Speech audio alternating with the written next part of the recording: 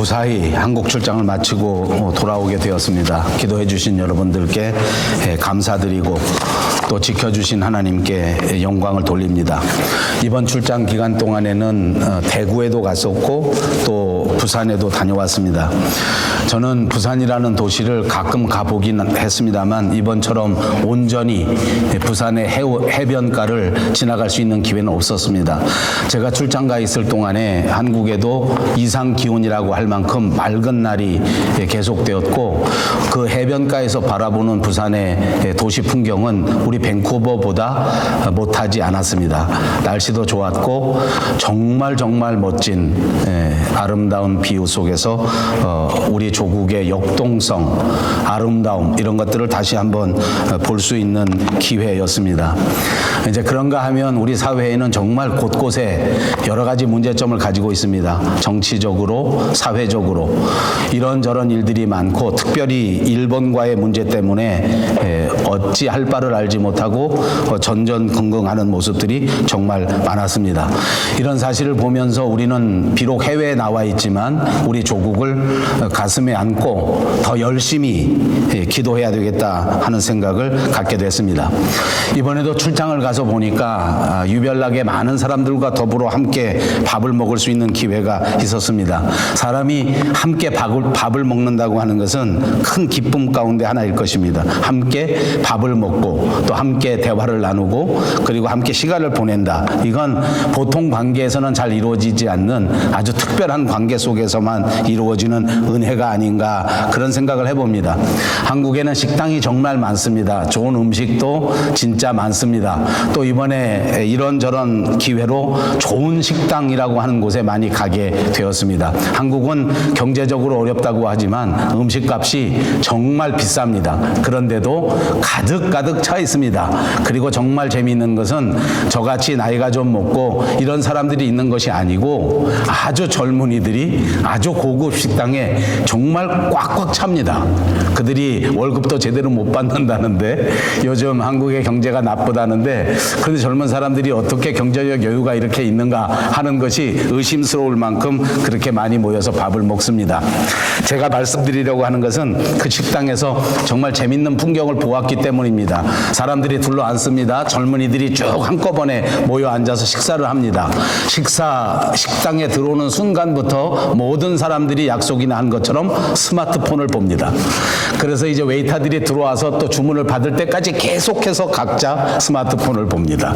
그리고 주문할 때는 눈을 들어서 이제 각자 주문을 합니다. 누구는 무엇 시키고 누구는 무엇 시키고 다 주문이 끝나면 또 약속이나 한 듯이 즉시 스마트폰을 봅니다. 음식 나올 때까지 계속 스마트폰을 봅니다.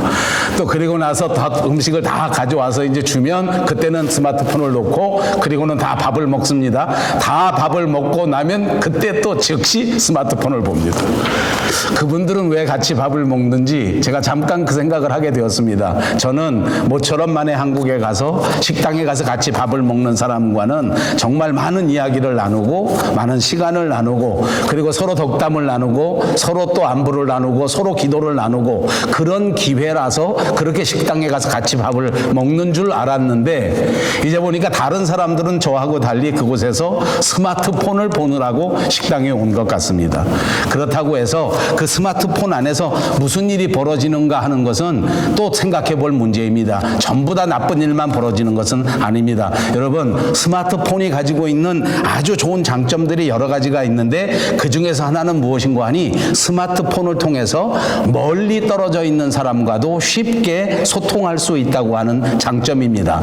요즘 저는 한국에 가면 국제전화 요금을 무서워하지 않습니다. 로밍도 필요 없습니다. 그 카카오톡이라는 게 있어서 아무 때나 전화할 수 있고 또 조금 보고 싶으면 거기다 페이스톡을 눌러가지고 얼굴을 볼 수 있습니다. 문제는 제 아내가 페이스톡을 하면 도망가는 것이 문제입니다만 그럼에도 불구하고 아무튼 아무 때나 볼 수 있습니다. 멀리 있는 사람을 마치 눈앞에 있는 것처럼 당겨서 그렇게 소통을 할 수 있는 것이 스마트폰의 장점입니다. 그래서 대한민국의 젊은이들은 아무리 멀리 흩어져 있어도, 아무리 멀리 떨어져 있다고 할지라도 식당에서도 직장에서도 집안에서도 그렇게 멀리 떨어져 있는 사람들과 소통을 그렇게 잘하는 것 같습니다. 대한민국의 사회의 가장 큰 문제점은 서로 소통이 안 된다는 것인데, 제가 느낀 젊은이들은 소통의 달인들이었습니다. 씁쓸한 것은 멀리 있는 사람들과는 소통하는데 같이 밥 먹으러 온 친구들하고는 소통하지 않는 것이었습니다. 이것을 보면서 저는 이런 생각을 합니다. 오늘 우리 가족들끼리는 잘 소통하고 있는가? 멀리 떨어져 있는 동료, 오래간만에 만나는 동창들과는 잘 소통하는데, 지금도 내 집안에 함께 사는 내 아내, 내 남편, 내 자식들, 그리고 내 부모, 그리고 함께 교회를 섬기는 우리 성도들끼리는 과연 소통하고 있는가 하는 것을 생각해 보았습니다. 사랑하는 여러분, 스마트폰을 통해서 여러분 인생에 만나진 모든 사람들과 아름다운 소통이 이루어지시기를 바라고, 또 여러분들과 함께 지내는 이웃들과 더불어 더 아름답고 더 깊은 소통이 날마다 이루어지시기를 주님의 이름으로 축복합니다. 옆에 있는 분들과 인사합니다. 잘 지내셨습니까? 오늘 성경 본문은 세 가지 부분으로 나뉘어져 있습니다. 33절은 등불과 빛에 대한 비유의 말씀이고, 그리고 34절, 35절은 눈이 가지고 있는 기능, 그리고 몸 전체에서 우리의 눈이 가지고 있는 관계에 대한 이야기를 비유로 설명합니다. 그리고 36절에 가면 이 빛과 이 눈이 어떤 관계를 가지고 있으면서 예수님께서 이 눈과 빛을 통해서 우리에게 무엇을 가르쳐 주시고자 하는 그 교훈을 우리들에게 가르쳐 주십니다. 이 이야기의 중심이라고 하면 예수님께서는 우리로 하여금 믿음의 눈을 뜨고 하나님의 사연, 하나님의 나라, 하나님의 교회, 하나님께서 우리에게 베풀어 주신 삶의 모든 것들을 확실하게 볼 수 있어야 한다. 똑바로 볼 수 있어야 한다. 이런 것들을 우리에게 촉구해 주시는 말씀인 줄로 생각합니다. 누구든지 등불을 켜면 그 불로 하여금 다른 사람들이 그 불을 통해서 환한 혜택을 받고, 특별히 집 앞에서 불을 켤 때에는 높은 곳에 불을 두어서 문을 찾아서 그 문을 열고 집 안으로 들어가는 사람들에게 도움을 주려고 하는 것이지, 불을 켜서 저 밑에 숨겨 놓아서 그 불이 켜졌는데도 불구하고 문을 찾아 그 집 안에 들어가지 못하고, 또는 어떤 방향을 제대로 잡지 못하고 하는 일이 생겨지는 것은, 그것은 바라는 바가 아니라 그 말입니다. 그러니까 불을 켜서 기껏 말 아래 두는 사람은 아무도 없다 하는 것입니다.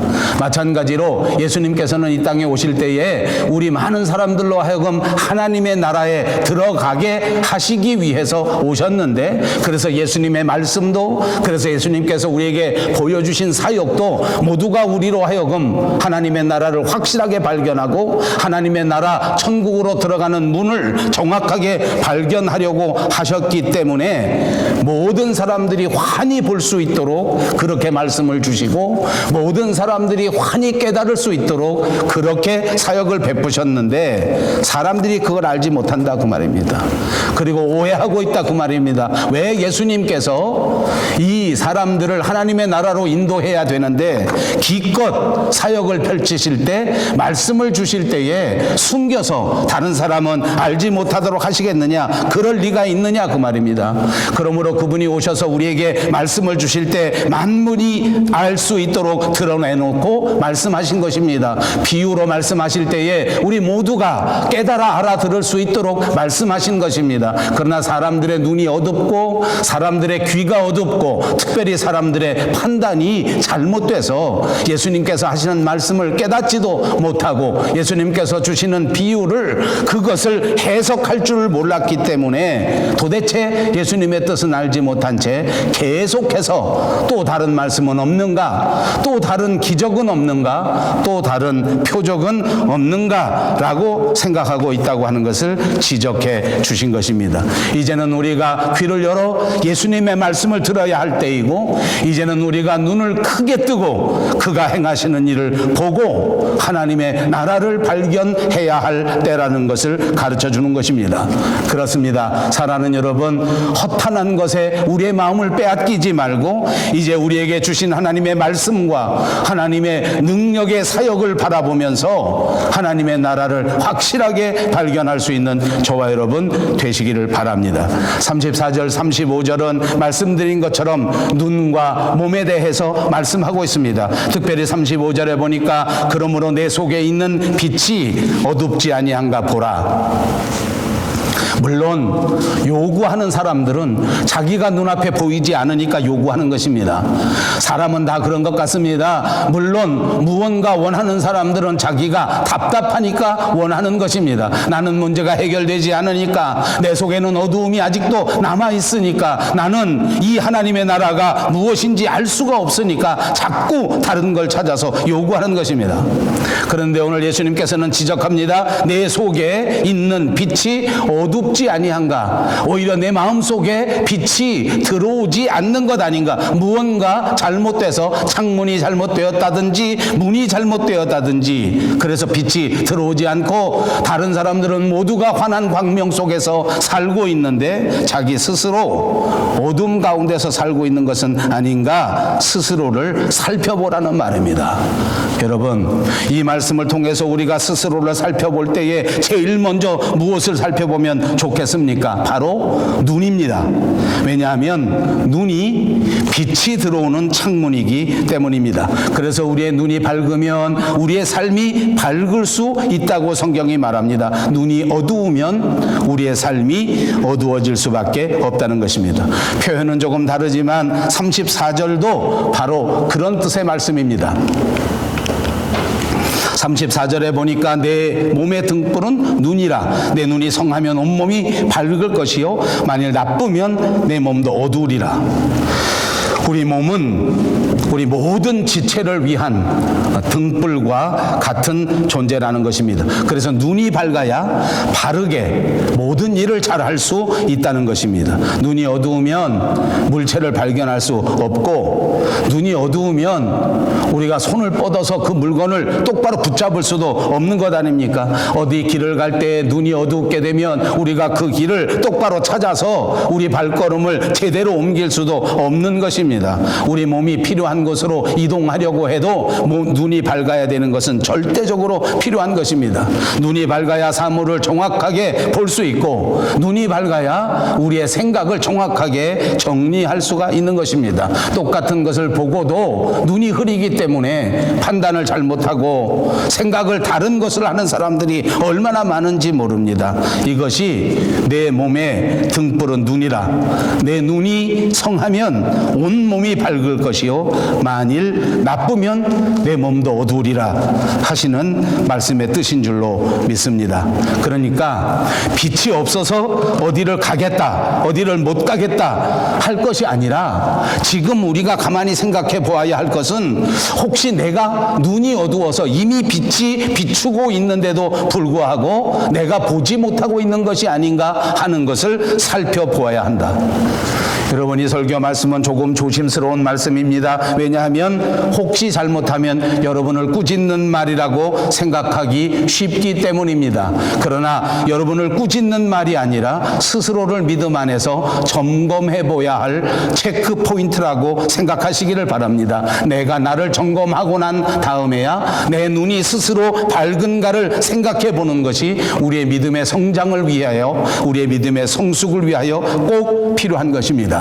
그렇습니다. 오늘 우리의 눈이 이 신앙적인 면에서 이 눈을 생각해 보는 것이 꼭 필요합니다. 왜냐하면 신앙적인 면에서도 똑같이 적용되기 때문입니다. 우리의 믿음이 순종이라고 하는, 충성이라고 하는 건강한 눈이 있다고 하면 우리의 신앙생활은 밝은 진리의 신앙생활이 될 수 있기 때문입니다. 우리의 눈이 정확하게 충성과 순종의 건강을 확보하고 있으면 우리 몸속에는 얼마든지 주님의 빛이 들어온다는 것입니다. 말씀이 들어온다는 것입니다. 은혜가 들어온다는 것입니다. 그런데 여러분, 내 눈이 잘못되어 있으면 내 눈이 흐려져 있으면 은혜가 들어오질 않습니다.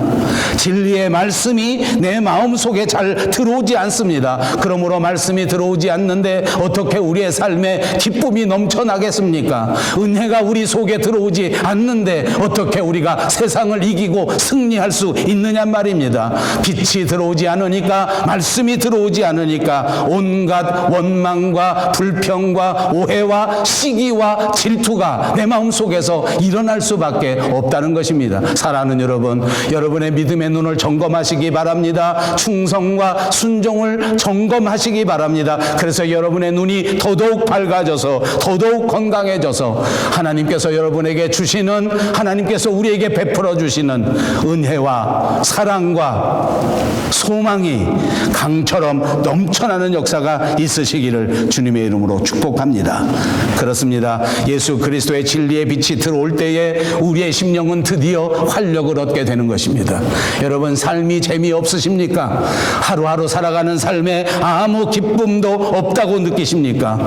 눈을 점검하십시다. 그래서 다시 한번 우리 주님의 진리의 말씀이 우리 심령에 넉넉히 들어오게 만드신다면 우리의 심령은 다시 한번 힘을 얻고 활력을 얻고 기쁨 속에서 살아갈 수 있게 됩니다. 세상에서 느끼지 못했던 기쁨이 우리 마음속에서 솟아나게 된다는 말입니다. 세상이 주지 못하는 아름다운 삶의 열매가 저의 마음속에, 여러분의 마음속에 분명히 주렁주렁 메어달리게 될 줄로 믿습니다. 다시 한번 하나님의 나라를 바라볼 수 있게 됩니다. 그러므로 소망을 회복할 수 있게 된다는 말씀입니다. 희망과 소망이 있을 때에 우리는 넉넉히 고난을 극복할 수 있지 않습니까? 소망이 있을 때에 넉넉히 세상을 이기고 승리하는 그리스도인이 될 줄로 믿습니다. 그렇습니다. 세상은 여전히 악한 일들이 얼마나 많은지 모릅니다. 세상은 여전히 우리 조국 대한민국만 그런 것이 아니라 이 땅 우리가 살고 있는 밴쿠버 캐나다에도 온갖 악독과 불의와 이런 것들이 세상 속에서 벌어지고 있단 말입니다. 그러나 예수를 믿는 사람들은 이런 상황 때문에 낙심하거나 절망할 필요가 없습니다. 왜냐하면 하나님께서 우리에게 은혜를 주시기 때문에 얼마든지 이 어려운 상황 속에서도 믿음으로 견디고 극복하고 승리할 수 있는 능력을 베풀어 주실 것이기 때문입니다. 문제는 우리 마음속에 이런 의지가 생겨지지 않는 겁니다. 다 틀렸다. 이제는 안 된다. 왜 그런지 아십니까? 오늘 말씀이 우리에게 대답해 주지 않습니까? 우리의 눈이 어두워져서 주님이 주시는 진리의 빛이 내 마음에 들어오지 못하기 때문이다. 하나님께서 주시는 은혜가 가리워져서 내가 그 은혜를 체험하지 못하기 때문이다. 이것을 살펴보자는 말입니다. 사랑하는 여러분, 여러분의 신앙 상태를 꼭 살펴보시기를 바랍니다. 그렇습니다. 이렇게 빛이 우리 마음속에 들어오게 되면 이 어둠 속에 있는 온갖 부조리한 것들이, 온갖 추악한 것들이, 온갖 더러운 것들이 다 드러나게 되는 것입니다. 어두움이 드러나야 그 어두운 것들, 그 더러운 것들을 제거할 수 있지 않겠습니까? 그러므로 우리 마음속에 빛이 들어올 때에, 진리의 빛이 들어올 때에 다시 한번 우리는 하나님 앞에서 깨끗하게 이 모든 추악한 것들을 씻어낼 수 있게 되는 것입니다. 빛을 소유할 때 더러운 것을 깨끗하게 할 수 있고, 빛을 소유할 때에 하나님의 나라를 향해서 걸어갈 수 있고, 빛을 소유할 때에 하나님께서 기뻐하시는 삶을 살 수 있게 된다는 사실을 기억하시기를 바랍니다. 그러므로 사랑하는 여러분, 저와 여러분의 삶의 현장 속에, 저와 여러분의 마음속 깊은 곳에서 예수 그리스도의 빛된 은혜가 찬란하게 넘쳐나시기를, 그래서 예수님의 빛 때문에 여러분의 삶도 찬란하게 빛나는 그리스도인의 삶이 꼭 되시기를 주님의 이름으로 축복합니다. 이것이 36절에 있는 말씀의 핵심입니다. 내 온몸이 밝아 조금 더 어두운 데가 없으면 등불의 빛이 너를 비출 때와 같이 온전히 밝으리라. 마음의 완악함을 던져버리고 믿음의 눈을 뜨게 되면 그래서 그리스도의 말씀을 받아들이게 되면 우리가 진리 안에 거하게 된다는 것입니다. 이제는 더 이상 우리의 삶이 어둠 속에 머물지 아니하고 밝아질 수 있다는 말입니다.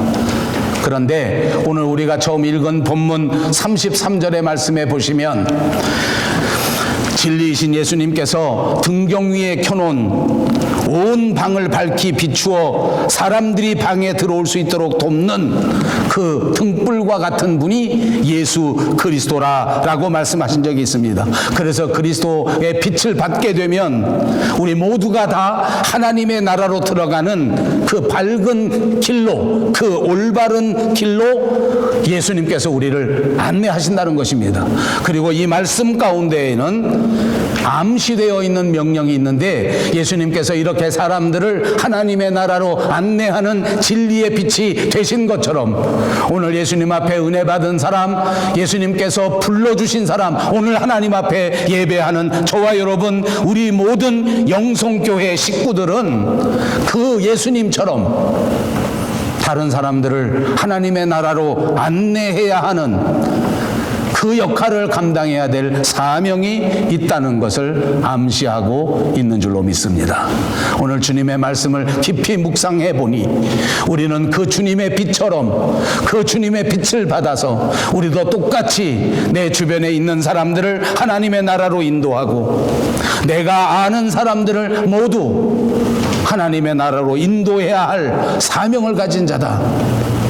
여러분 입으로 한번 해보십시다. 이웃을 하나님의 나라로 인도해야 할 사명이 있다.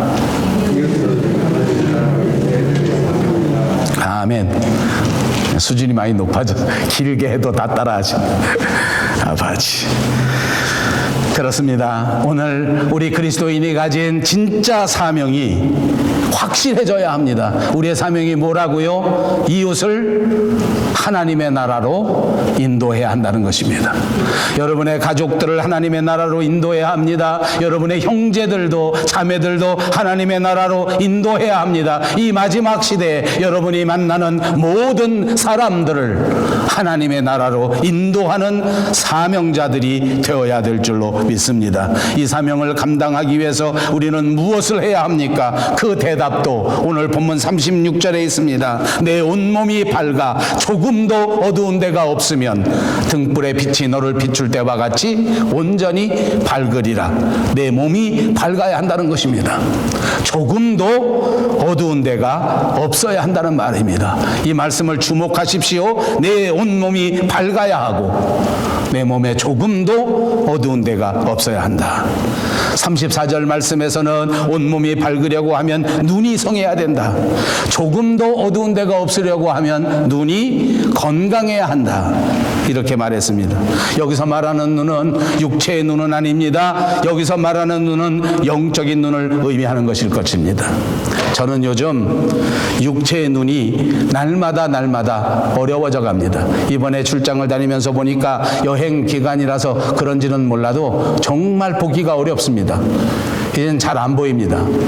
그전엔 아침 저녁으로만 안 보이더니 요즘은 시차가 있어서 그런가 하루 종일 안 보입니다. 성경책을 보아도 잘 안 보이고 심지어는 컴퓨터를 보아도 잘 안 보이고 정말 스마트폰을 보아도 잘 안 보입니다. 글씨를 전부 확대해 놓았습니다. 제가 느끼기에 야 이거 조만간 진짜 더 안 보이면 어떡하나.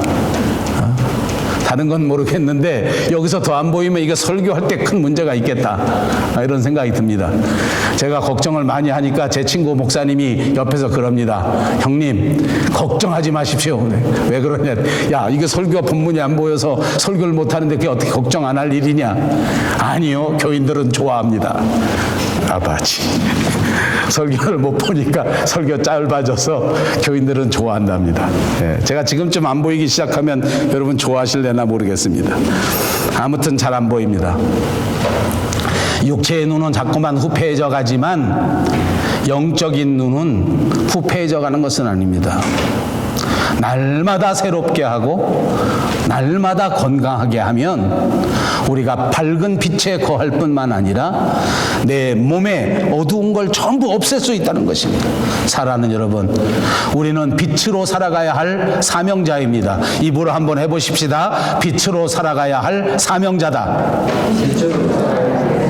어떻게 살아가야 하신다고요? 빛으로 살아가야 할 사명자입니다. 모든 어두움을 깨끗이 제해버리고 반짝반짝 빛나는 빛으로 살아야 한단 말입니다. 왜냐하면 우리에게 빛으로 오신 예수 그리스도의 제자이기 때문입니다. 오늘 우리가 살아가는 우리 삶의 현장은 어떻습니까? 진짜 어둡습니다. 우리 삶의 주변은 어떻습니까? 정말 더럽습니다. 거짓이 만연한 사회입니다. 부패하고 악하고. 오늘 그리스도인들이 있지만, 많은 교회가 있지만, 옛날에는 우리 하나님의 교회들이 세상의 더러움과 세상의 추악함을 대적해서 많은 승리를 거두었었지만, 지금은 교회가 많이 있다고 할지라도 이 어둠과의 싸움에서 이기지 못하는 것처럼 보여지지 않습니까? 교회는 더 커지고 교회는 더 화려해지고 교인 수는 더 많아지고 교인들의 능력은 훨씬 더 세상적인 능력이 출중해졌는데도 불구하고 세상의 부패와 싸우려고 하는 의지도 없고 용기도 없고 생각도 없는 것처럼 보여집니다. 왜 이렇게 되었습니까? 우리 스스로가 깊이 반성해야 합니다. 왜 이렇게 되었는가 생각하면서 회개하여야 할 때입니다. 예수님에 대하여 확실하게 믿지 않았기 때문입니다. 예수님을 붙잡지 않았기 때문에 세상과 싸울 의지가 없어져 버린 것 아닙니까? 예수님은 저버린 채, 등져버린 채 세상과 타협하고 세상을 바라보고 살았기 때문에 우리는 문제가 무엇인지도 알지 못하는 참혹한 시대 속에 떨어져 버린 것은 아닙니까? 하나님의 아들이신 예수 그리스도, 영원한 진리이신 예수 그리스도, 그분이 비추이신 그 빛을 우리가 온전히 받아들였다면, 그래서 우리가 온전히 그 빛을 세상에 반사하면서 살았다면 세상은 이렇게 더러워지지 않았을 것입니다. 여러분 명심하십시다. 저와 여러분은 세상의 빛입니다. 숨어있는 빛이 돼서는 안 됩니다. 아무에게도 길을 밝혀주지 못하는 빛이어서는 안 됩니다. 세상을 밝히는 빛이어야 합니다. 사람들을 위로하는 빛이 되시기를 주님의 이름으로 축복합니다. 이것이 하나님이 원하시는 바요, 이것이 하나님께 영광을 돌리는 삶이기 때문입니다. 사람들을 볼 때, 교회를 볼 때, 사회와 역사를 볼 때 믿음과 사랑과 소망의 눈을 가지고 보시기를 바랍니다. 다른 사람을 볼 때 반드시 이렇게 하셔야 합니다. 사랑의 눈으로 보면 다른 사람을 품을 수 있기 때문입니다. 미움의 눈으로 보고 의심의 눈으로 보니까 사람이 싫고 사람이 밉고 사람에게 오해를 갖는 거 아닙니까? 믿음과 사랑과 소망의 눈으로 다른 사람을 볼 수 있다고 하면 우리 인생이 달라지지 않겠습니까? 여러분, 믿는 사람이 무엇입니까? 믿는 사람은 세상을 이렇게 믿음과 사랑과 소망으로 보는 사람입니다.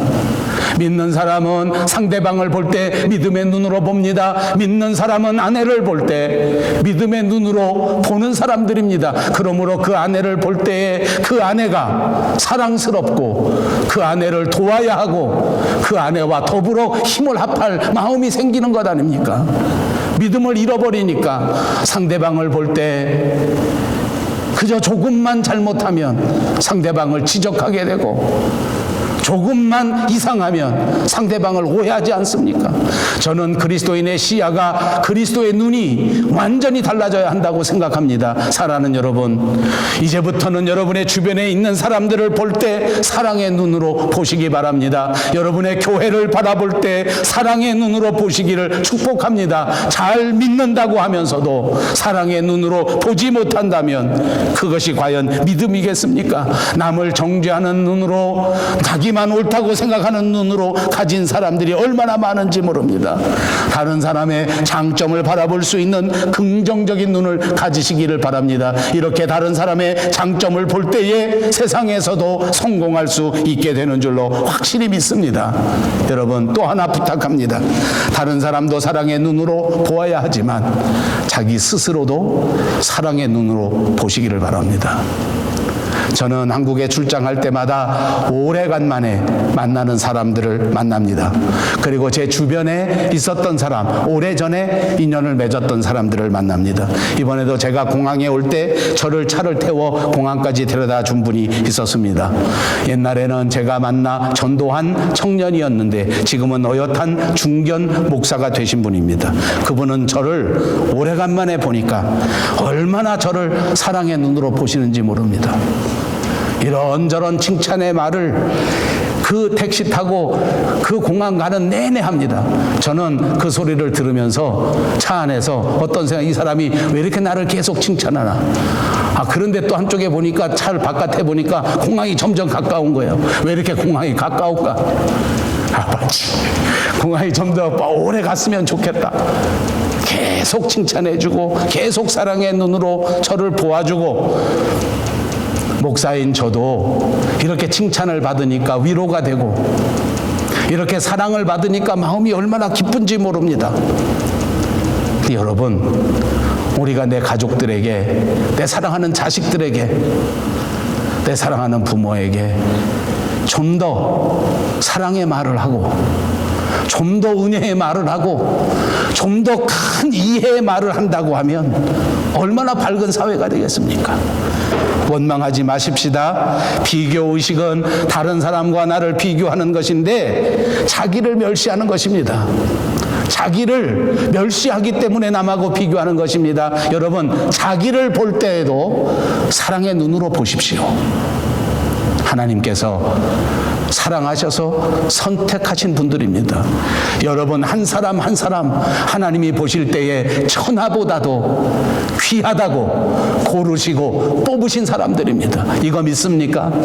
여러분, 자신을 볼 때 이런 사랑의 눈으로 보십시오. 세상의 사람들과 비교할 수 없는 존재입니다. 다른 어떤 사람들보다도 훨씬 더 소중한 존재입니다. 하나님의 사랑을 깨달으시고 그 하나님의 사랑을 힘입어서 여러분이 처해진 인생에서 반드시 승리하시기를 바랍니다. 그렇습니다. 영적인 눈을 크게 뜨고 사랑과 믿음과 소망의 눈으로 살아가셔서 모두가 승리하시는 여러분, 모두가 승리하는 우리 밴쿠버 영성교회가 되시기를 주님의 이름으로 축복합니다. 기도하겠습니다. 자비하신 우리 하나님, 참 감사합니다. 사람을 볼 때, 교회를 볼 때 믿음과 사랑과 소망의 눈으로 볼 수 있게 하여 주시옵소서. 우리 자신을 바라볼 때에 원망과 열등의식 속에서 비교하면서 바라보지 말게 하시고 사랑의 눈으로, 믿음의 눈으로, 소망의 눈으로 바라보게 하셔서 승리하는 저희들이 되게 하여 주시옵소서. 예수님의 이름으로 간절히 기도하옵나이다. 아멘. 찬송 502장입니다.